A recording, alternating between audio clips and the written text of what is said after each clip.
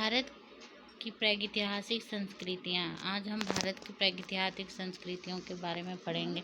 विंध्य क्षेत्र के पाषाण युगीन लोगों ने नूतन भूतल काल के अंत में प्रव्रजन किया। गंगा घाटी पे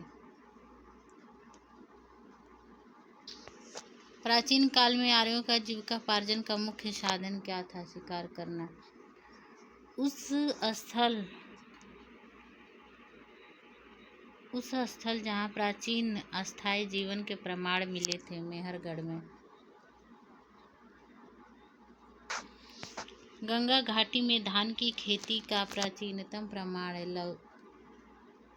लहुरा देव पे।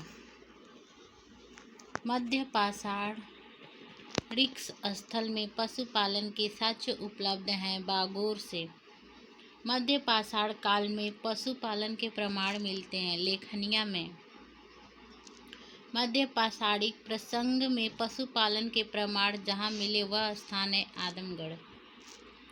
उत्खनित प्रमाणों के अनुसार पशुपालन का प्रारंभ हुआ था मध्य पाषाण काल में। मृत्यारहित नवपाषाणिक स्तर प्रकाश में आया था गुफ कराल से। खाद्यांशों की कृषि सर्वप्रथम प्रारंभ हुई थी नवपाषाण काल में। नवपाषाण कालीन गर्त निवासों के अवशेष मिले बुर्ज हो गुल्फराल में। राख का टीला नवपाषाणिक स्थल से संबंधित है। संगन कल्लू।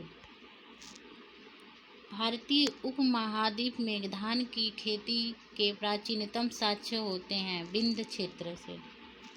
मानव द्वारा सर्वप्रथम प्रयुक्त अनाज जौ था। वस्त्रों के लिए कपास की खेती का आरंभ सबसे पहले किया भारत में। बृहद पाषाण स्मकों की पहचान की गई मृतक को दफनाने के स्थानों के रूप में। एक ही कब्र में 3 मानव कंकाल निकले दमदमा से। विंध्य क्षेत्र के वह शिलाश्रय जहाँ से सर्वाधिक मानव कंकाल मिले लेखिया। भारत में वह शिलाश्रय जहाँ सर्वाधिक चित्र हुए भीमबेटका। दधेरी एक पर्वतीय हड़प्पीय पूरा स्थल है पंजाब का। ताम्र पाषाणिक स्थल नवदाटोली अवस्थित है मध्य प्रदेश।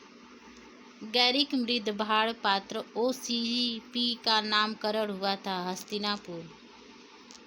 भारत का वह स्थल जहाँ खुदाई से लौह धातु के प्रचलन के प्राचीनतम प्रमाण मिले अतरंजी खेड़ा। ताम्रसम काल में महाराष्ट्र के लोग मृतकों के शरीर को फर्श के नीचे रखकर दफनाते थे उत्तर से दक्षिण की ओर।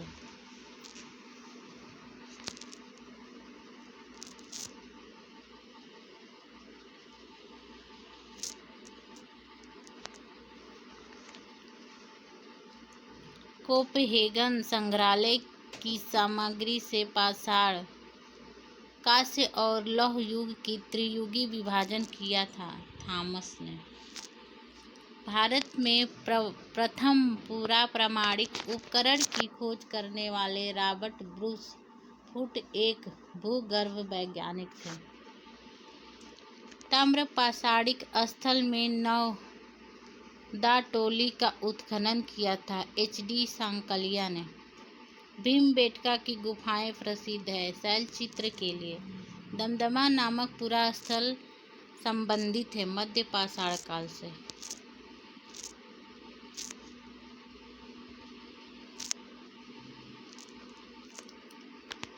अब सिंधु सभ्यता एवं संस्कृति से क्वेश्चन देखते हैं। सिंधु सभ्यता संबंधित है आद्य ऐतिहासिक युग से। हड़प्पा संस्कृति की उत्तरी सीमा का निर्धारण करता है मांडा। सिंधु घाटी सभ्यता का वह स्थल जो अब पाकिस्तान में है हड़प्पा। सैंधव सभ्यता के महास्नानागार प्राप्त हुए थे मोहनजोदाड़ो से। सिंधु घाटी सभ्यता की विकसित अवस्था में वह स्थान जहाँ घरों में कुओं के अवशेष मिले थे मोहनजोदाड़ो। सिंधु घाटी सभ्यता का पतन नगर था लोथल। मृड मट्टिका पा उत्कीर्ण सिंह युक्त देवता की कृति प्राप्त हुई थी लोथल से। हाथी का दांत का पैमाना हड़प्पीय संदर्भ में मिला था लोथल से। हड़प्पा उत्खनन करने वाला प्रथम पुरातात्विद जो इसके महत्व को समझ पाया था सर जॉन मार्शल। सिंधु सभ्यता शब्द का प्रयोग किया था सर जॉन मार्शल। सिंधु घाटी की सभ्यता पर प्रकाश डालता है पुरातत्व संबंधित खुदाई। सिंधु सभ्यता से संबंधित केंद्र जो उत्तर प्रदेश में स्थित है आलमगीरपुर एवं हुलास। हड़प्पा सभ्यता स्थल लोथल स्थित है गुजरात में। हड़प्पन संस्कृति के संदर्भ में शैलकृत स्थापत्य के प्रमाण मिले हैं धौलावीरा से। एक जूते हुए खेत की खोज की गई कालीबंगा से।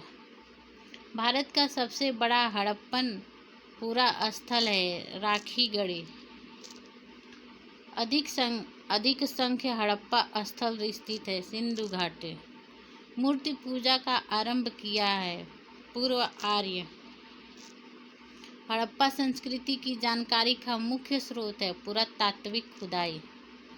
अवस्था और ऋग्वेद में समानता है। अवस्था क्षेत्र से संबंधित है ईरान से। भारत में कपास की खेती का सबसे पहला साक्ष्य प्राप्त हुआ था मेहरगढ़ से। हड़प्पा का वह स्थल जहां मिट्टी के हल की आकृति मिली है बनावली से। हड़प्पा स्थल जहां शव पेटिका के प्रमाण मिले हैं हड़प्पा से। सिंधु घाटी सभ्यता का पोर्ट टाउन बंदरगाह लोथल। भारत में स्वतंत्रता के बाद सर्वाधिक संख्या में हड़प्पन स्थलों की खोज की हुई गुजरात में। अब ऋग्वैदिक से क्वेश्चन देखते हैं। महाभारत ग्रंथ का उपनाम क्या है? सतहस्त्री संहिता। पवित्र गायत्री मंत्र जिस ग्रंथ में अंतविष्ट है वह है ऋग्वेद। गायत्री मंत्र के नाम से प्रसिद्ध मंत्र सर्वप्रथम किस ग्रंथ से मिलता है? ऋग्वेद से। ऋग्वेद की मूल लिपि थी ब्राह्मी। ऋग्वेद पर आधारित संकलन सामवेद। ऋग्वैदिक धर्म था बहुदेववादी। ऋग्वेद काल में जनता विश्वास करती थी बलि एवं कर्म कांड पे। गोत्र शब्द का प्रयोग हुआ था ऋग्वेद में। ऋग्वेद में सर्वाधिक संख्या में मंत्र संबंधित है इंद्र से। सबसे प्राचीन वेद ऋग्वेद। वह वैदिक ग्रंथ जिसमें वर्ण शब्द का नामों उल्लेख मिलता है ऋग्वेद। ऋग्वेद में उल्लिखित यह शब्द किस कृषि उत्पाद हेतु प्रयोग किया गया? जौ से। वह नदी जिसके किनारे ऋग्वेद में उल्लिखित प्रसिद्ध 10 राजाओं का युद्ध लड़ा गया था पारुषणी नदी रावी नदी। ऋग्वैदिक काल में आरंभ में महत्वपूर्ण मूल्यवान संपत्ति समझा जाता था गाय को। वैदिक काल में किस जानवर को अघन्य माना गया है? गाय को। वह वैदिक साहित्य जिसमें मोक्ष की चर्चा मिलती है उपनिषद। वैदिक देवताओं में उनका पुरोहित माना जाता था बृहस्पति को। उत्तर वैदिक काल में आर्य संस्कृति का धुर समझा जाता था कुरु पांचाल। वैदिक कर्मकांड में होत्र का संबंध है ऋग्वेद से। आरंभिक वैदिक साहित्य में सर्वाधिक वर्णित नदी सिंधु। वह नदी जिसको ऋग्वेद में माते तमा देवी तमा नदी तमा संबोधित है सरस्वती। शुक्ल यर्जु वेद की संहिता है वाजसनेयी। शतपथ ब्राह्मण में उल्लेखित राजा विदेह माधव से संबंधी ऋषि हैं ऋषि गौतम राहुगढ़।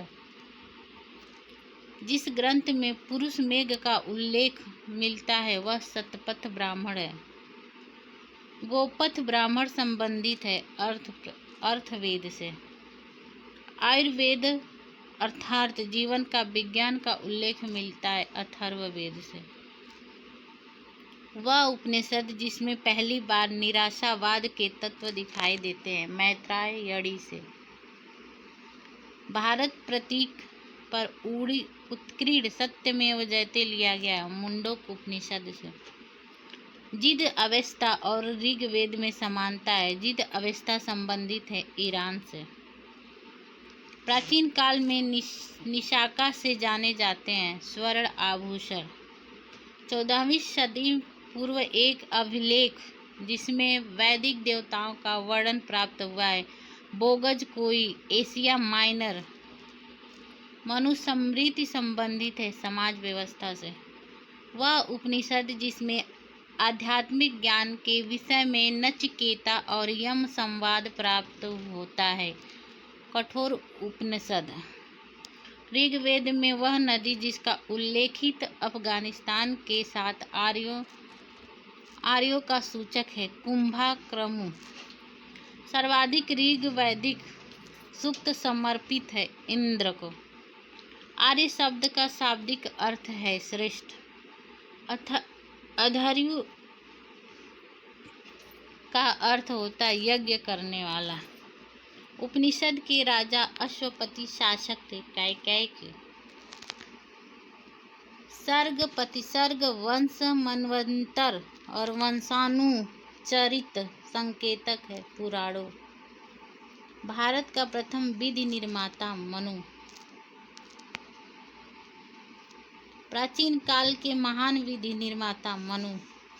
कौशेय शब्द का प्रयोग रेशम के लिए किया गया। क्लासिकीय संस्कृति में आर्य शब्द का अर्थ एक उत्तम व्यक्ति। ऋग्वेद है स्रोतों का संकलन। इतिहास शब्द का उल्लेख मिलता है अथर्ववेद में। ऋग्वेद में उल्लिखित 10 राजाओं का संग्राम हुआ था परुशड़ी नदी के तट पे। नेक्स्ट वीडियो मिलते हैं। Bye bye.